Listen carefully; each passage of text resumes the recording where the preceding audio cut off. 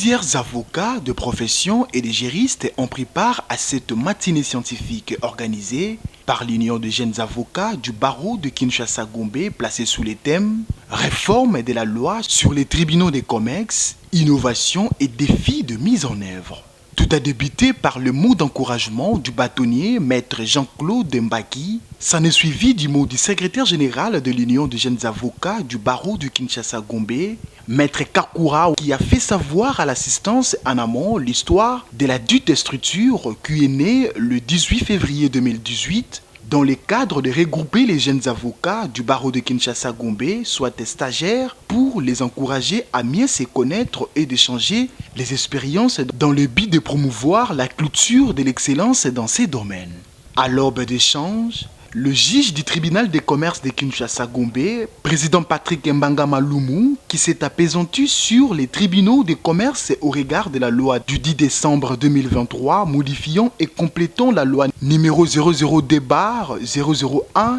du 3 juillet 2020 portant création, fonctionnement et compétences au niveau du COMEX. Quelles en sont les innovations et quels en sont les défis à relever, tout en signifiant que cette loi est un rendez-vous manqué et consécutif à l'articulation des référés commerciaux et en numérant quelques innovations et défis relevés, entre autres l'innovation des référés commerciaux et l'insection de la numérisation et la mise en niveau des avocats au tribunal des COMEX, en stipulant que un juge des référés est un juge provisoire qui joue un rôle de pouvoir administrer le pouvoir provisoire. Quant au deuxième intervenant, le bâtonnier maître Jean-Claude Mbaki a axé son intervention sur l'impact de modification de la loi du 10 décembre 2023 portant modification de la loi numéro 00D-2001 portant création, fonctionnement et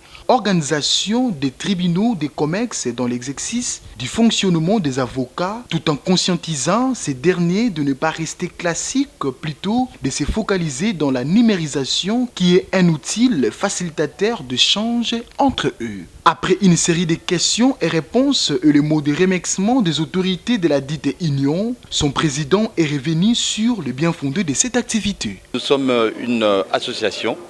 de jeunes avocats qui milite pour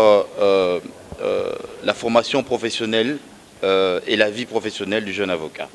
En ce sens que le jeune avocat doit être bien traité dans son cabinet, le jeune avocat doit avoir un bon encadrement de ses formateurs et des membres de son cabinet. C'est dans ce sens que nous organisons des matinées scientifiques pour avoir des échanges et pouvoir justement